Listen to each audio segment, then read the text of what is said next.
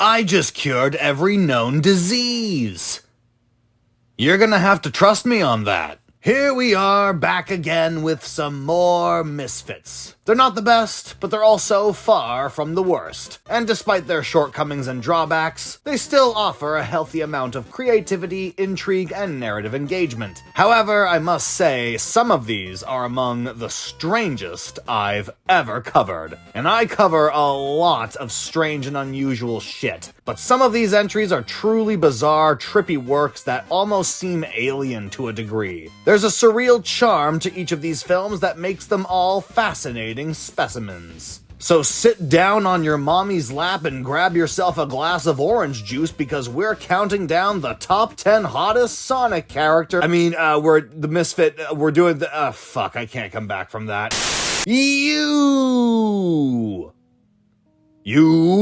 is a 2006 French film that ever since its release continues to get lukewarm reactions from anyone who watches it, including myself. I'd be lying if I said this film didn't leave me scratching my head questioning its quality. The story starts off with a lonely and mistreated child princess Mona, who is constantly bossed around by her guardians. But thankfully, a magical humanoid unicorn named Yu shows up and promises to be Mona's best friend and offer her endless happiness. Oh, great galloping goobersteins, how splendid. Many years pass with them being the best of friends. As that's going on, a traveling band of hippie musicians called the Yayas enter the kingdom to spread the joy of music. Yu becomes acquainted with one of the band members, the lizard named Lazar. She brings him to the castle to meet Mona, much to her guardian's chagrin. But through this, Mona becomes friends with the Yayas and even smitten with a cat boy named Kulka, as she starts to form a blossoming relationship with him. Yu becomes stricken with heartache as she starts to lose her best friend to a new social group. Her sadness causes her to shrink smaller and smaller until she will eventually cease to exist. Yu has a heartbreaking conversation with Mona about this, saying that her only purpose was to make Mona happy, but now that she's found new happiness with Kulka and the Yayas, her magic is withering, and her purpose in this world is starting to fade. Kinda like the Mr. Meeseeks version of the Fairly Odd Parents, but with a shrinking thing going on. Soon enough, Yu is whisked away by the wind, as Mona cries out in pain, losing her first friend. Our colorful cast of characters search for her to no avail, as Mona and Kulka see no other option but to simply move on with their lives together. So, to be honest, there are a few things I really like, and some things I absolutely cannot fucking stand. The things I like mainly pertain to the main characters, those being Yu, Mona, and Lazar, oddly enough. Lazar is a very charming presence who is kind of the comic relief, but I don't feel comfortable calling him that because he's actually a very heartfelt and thoughtful character. He has a certain lackadaisical wisdom to him. He's a very stop and smell the roses kind of guy, and he's the only one who still keeps looking for Yu after everyone else gives up. Kind of the unintentional MVP of the movie. But the heart of the film is the relationship between Yu and Mona. Yu is a very selfless, caring, but somber individual who unfortunately is the architect of her own demise, as she's the one who introduces Mona to these new friends. This contrasts beautifully with Mona, who's very self-absorbed, emotional, and has a very preppy attitude despite her teenage angst bleeding through every so often. She's quick to neglect Yu for her new flame and friend group, not realizing she's draining Yu of her power and filling her with sadness. But what's good is, she's not mean-spirited about it. She's just a very sheltered kid who wants to live life to the fullest and experience all the things she hasn't before. She's not intentionally harming Yu, it's just a byproduct of growing up. There's definitely an imaginary friend element you can extrapolate from this story, but we'd be kidding ourselves if we didn't notice the very obvious subtext that Yu has feelings for Mona, and Mona obviously does not reciprocate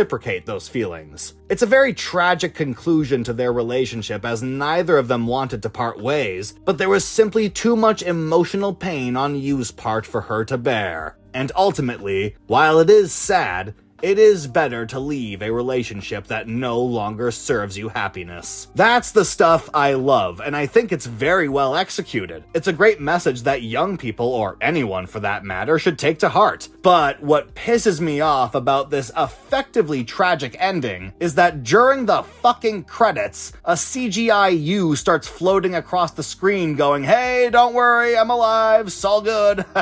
How'd you going there?" Like, fuck off. You absolutely castrated your ambiguous sad ending. All for the sake of making the kids happy that you didn't die. God damn it, man, that really does sour my enjoyment. Way to piss on the intelligence of your audience. Another thing I really can't get past in this film is, well, the noses. They're all fantastical animal-like creatures, yet they all have human noses. It's just so weird. I can't get over it. Like, what a perplexing character design choice.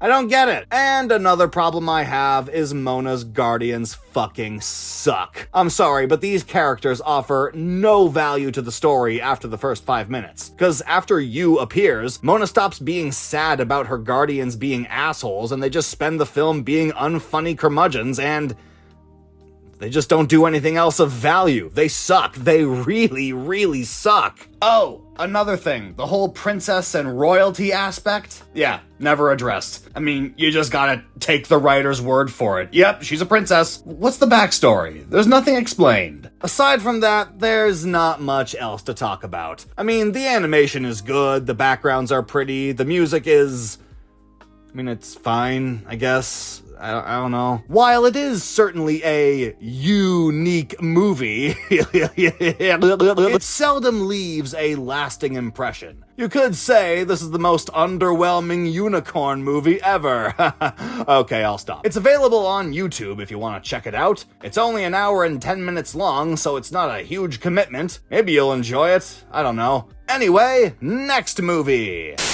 The Tune. That's right, Bill Plimpton is back on the menu. His first feature film, released in 1992, is a surreal musical comedy that shows the misadventures of Del as he tries to write one hit song to sell to his big shot producer Mr. Mega so he can marry the boss's secretary Dee Dee. On his drive to the studio, he makes a wrong turn into the wacky town of Flooby Newby, where everyone and everything is topsy-turvy and nonsensically, musically whimsical. There, he gets tons of inspiration to write his next big tune. This is not so much a structured narrative as it is a drive-by musical featuring colorful, charismatic, but ultimately one-dimensional characters. The intent of the film is to be as random, weird, cartoony, and as far as the music is concerned, catchy as all fuck. I absolutely adore the animation. The simplistic pencil crayon watercolors are so rustic and charming, it's like looking at Plimpton's sketchbook. There are also some surprisingly complex shots utilized despite the simple mediums used to achieve this look. But that's the ingenuity of our dear director. His creativity and knack for finding budgetary loopholes is unprecedented. And the screwball logic is trademark Plimpton. If there was anyone I'd trust with a Far Side movie, it's Bill. He can take utter nonsense and stretch it into the realms of pure insanity effortlessly. His mind is a true pillar of cartoon brilliance.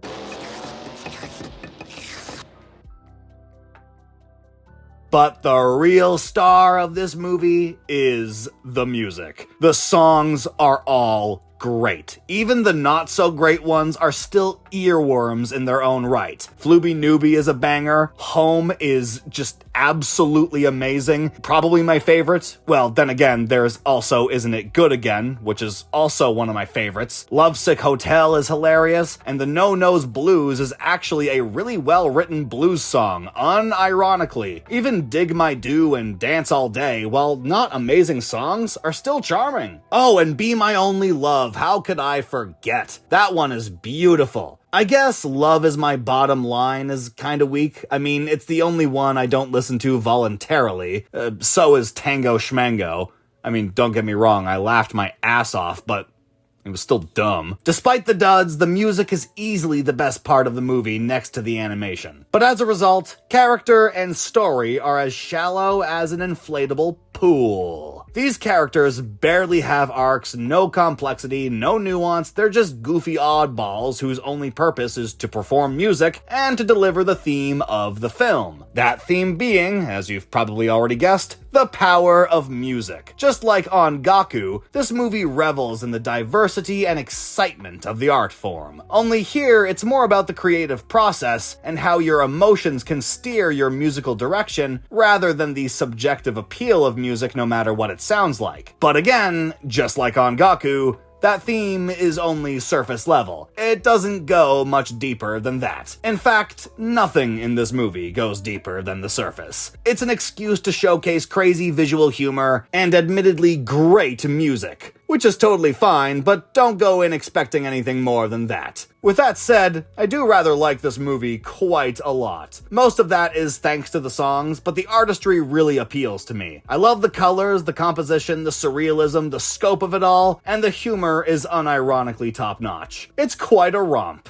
However, there is one hang-up. At the end, Del admits to Dee Dee after Mr. Mega rejects his songs that he was just using her to get his music published, which oddly leads to a love duet where they proclaim their love for each other. So was that a lie? I suppose so, but then why would you even say that? Dee Dee isn't even upset, she just smiles and sings along with Del. It's very confusing. Like, you're just okay with him admitting that he was using you, but not really, I guess?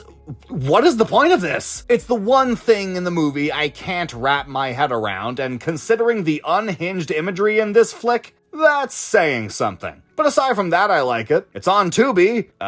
Give it a watch. Yeah. Dreaming of Paradise, or Subway to Paradise, but most people call it Dreaming of Paradise because it makes more sense narratively. I've actually gotten quite a few requests to do this movie, and I can definitely see why. It's directed by Yannick Hastrup, who made Benny's Bathtub and The Boy Who Wanted to Be a Bear. It's got a cult following, its obscurity makes it extremely hard to get a hold of, and as a result, this janked up VHS rip is the only copy I could get my hands on. Sorry. I have a complicated relationship with this film. On one hand, I think it's an extremely compelling, tragic, and poignant piece of work. On the other hand, it's filled with things that I can't defend as good. I am so perplexed by this relic of a movie. The good stuff is on par with some of Yannick's best work. It can be legitimately haunting and bold with the writing and world building, which makes the bad stuff even more frustrating because I know what this guy is capable of when he locks in. It's similar to my relationship with Lagione. I love him, but also, what is going on with your writing, man? The story is set thousands of years in the future where Earth has become a dystopian wasteland. Underneath the surface, what remains of humanity, or wanderers as they're now called, have become gray and withered, and spend their days blindly digging to the core under the delusion they'll find their way to paradise. They've done it for so many generations now that it's all they know. The wanderers are hunted by the rats,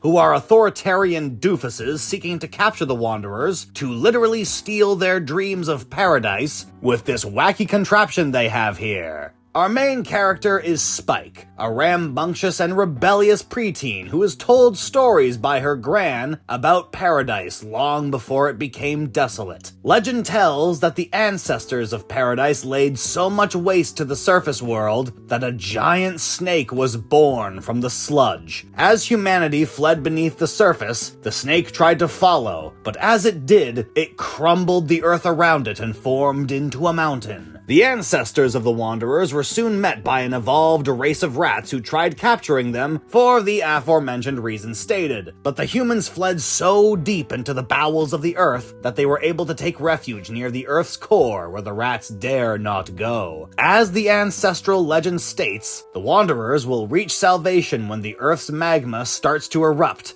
and from that, a bird will emerge and lead them to paradise. Quite a lot of information and prophetic tellings, but it's all necessary setup. Let's start with the things I like. I like the world building, the layout design, and the atmosphere it all creates. It's a grim yet intriguing universe, with an interesting mythos and lore behind it. The liminal post-apocalyptic setting is quite appealing to me. It feels very dreamlike and mystic. I also like the dark narrative implications and consequences it has, such as the fate of certain characters, the personality-draining ramifications of stealing the Wanderer's dreams, and what the rats put Dum-Dum through. There are many themes of authoritarianism, humanism, and hope explored in this film. How it's important to seek the truth in times of uncertainty and to stay true to your virtues and values in the face of adversity. There's also a significant, sizable body count in this film which really helps the stakes stay legitimate, which I do very much appreciate. This movie, despite the cartoony appearance, is substantially unsettling. I also like the relationship between Spike and Dum-Dum. Cruel name, by the way. But since Dum-Dum has trouble speaking, he communicates primarily through music, and Spike, while starting off as a bratty older sister archetype, becomes a faithful friend to him. And I also like the bird. He's built up as this mystical being who's this paragon of freedom, but when we meet him, he's a wise ass who doesn't really even like the kids, gets roped into the story, and reacts accordingly to the annoyances around him. He's kinda hilarious, but he still leads them to paradise, not intentionally, but he did it, as the prophecy foretold. And I guess the snake is also cool, even though its narrative function is pretty incidental in comparison. Like, I get the symbolism and purpose, but it's ultimately a very brief obstacle and kind of an anticlimax. Now, for the stuff I don't like. Let's talk about the rats. These guys are just so bad. Whenever they're on screen, it's just filler, filler, filler. They're bumbling idiots who are easily tricked by the Wanderers into eating mushrooms that makes them drunk, and then they spend the next however long doing useless bullshit. I get the obvious commentary the film is shoving down my ass, but it's egregious and annoying and unnecessarily drawn out. The only thing they got going for them is the fact that they have the machine that somehow saps your dreams away, rendering you an emotionless husk. I do like that as a legitimate threat, but overall, they offer far too much padding for my taste, and it really does bore me to death. And even though I just said I liked Spike and Dum-Dum's relationship, the character work altogether is very thin. They all serve their narrative purpose just fine, but they are simple archetypes at the end of the day. You have the rebellious one, the innocent one, the big-hearted dummy, the woman, and the old sage. None of them go farther than that, and they don't really even have arcs. They have goals, and Spike and Dum-Dum achieve those goals, but again, nothing for me to dissect or dive into, which is unfortunate because as good as the story and themes are, it's unfortunately not backed up by any substantial character work, and that really is an important element for me. There's potential with Spike having her entire tribe consumed by lava, but that's only focused on at the end, and it's remedied immediately after Dum-Dum's music. This film is so close to being truly great, but the few things holding it back hold it back significantly. And here's the thing, I thoroughly enjoyed it and what it has to say. Humanity may be flawed, but a better world is still possible, even if we do destroy it first. But the excessive filler, nonsense, and lack of character development are very neutering flaws. With that said, I still recommend it. It's on the archive in shitty VHS quality, but you could also pirate it if any place offers this Danish obscurity. Oh, and speaking of this being a VHS rip, we got some pretty hilarious previews for other movies and a gloriously awkward instructional guide on how to fix the tracking on your old-ass 1987 TV. If you need help, just call Mom or Dad or Big Brother or Big Sister. They'll help you. See you soon and enjoy the show. And after the credits, there's also a preview for an animated Oliver Twist film. This one is mostly fine, but the voiceover says this one peculiar line. When the little ones want literature, give them the Dickens. Give him the Dickens. come on, you know what you're doing. You know exactly what you're doing. Anyway, like I said, I have a complicated relationship with this movie. I think it's brimming with potential, and in many respects, it achieves that potential. But other areas are in need of serious retooling. I definitely see the appeal and why it has a dedicated cult following, so regardless of what I think, keep enjoying your incredibly odd film. I know I have my oddities I love in spite of their flaws. Besides, it's a hell of a lot better than this next one. The Bloody Lady. I was initially so excited for this film. It was distributed by Arbalos, the same company that remastered Son of the White Mare. It's the first piece of Slovak animation I've heard of, done by the father of Slovak animation, Viktor Kubal, and it's a historical fiction about Lady Bathory, one of the most prolific alleged murderers in history. How could this go wrong? Well, let's dive in. The story centers around the joyous Lady Bathory, who is surrounded by cute cartoony wildlife and insanely over-the-top music. Oh, look at how happy everything is. Oh, gibbity-gobbity gobbity. But one day, she takes ill in the forest and is nursed back to health by a handsome woodsman named Handsome Woodsman. She falls in love with the man and gives him her heart. Literally. But in doing so, upon returning to her kingdom, she turns violent and cruel towards her animal friends and her subjects, and soon realizes the only way to maintain her youthful appearance is to have young women and virgins killed and drained of their blood so she may bathe in it. That's an incredibly twisted, compelling premise for a horror drama, but there is one big thing holding it back. Majorly. The tone. The tone is abysmally handled, and most of that is thanks to the previously mentioned over-the-top music. We go from absolutely cartoony slapstick and goofiness to insanely haunting, disturbing imagery of Lady Bathory indulging in her psychotic practices. And then we go right back to the silly cartoon stuff. The movie constantly flip-flops between these two completely polar opposite tones, and I'm sorry, it just doesn't work. It makes it so hard to take seriously, so difficult to engage with, and as a result, not easy for me to enjoy. It's just so topsy-turvy to a point of unintentional comedy. Like, take a look at this transition.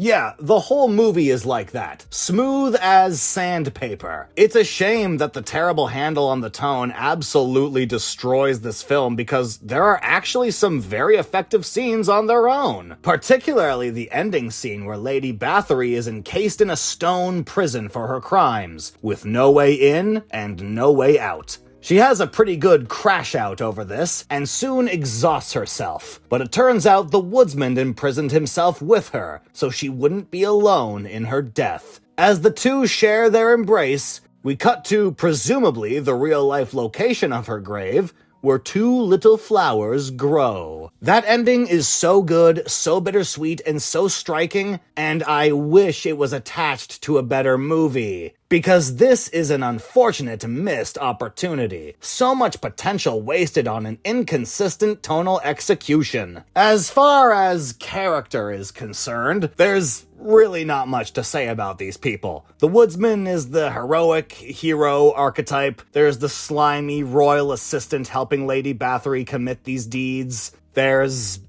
these buffoons. The only interesting character is Bathory, because we see how cruel, vampiric, and unfeeling she becomes after giving her heart away. The film is very much focused on her descent, and despite the tone shifts, her story is the only tangible thing I can latch onto here. There isn't much depth or dissection of her character, but it's something. Also, sword nipples, that's a thing. She has sword nipples, okay, I mean, I guess the movie gave us that. She has sword nipples, so that's pretty badass. Sword nipples. Theme! What's the theme? Don't kill virgins for their blood?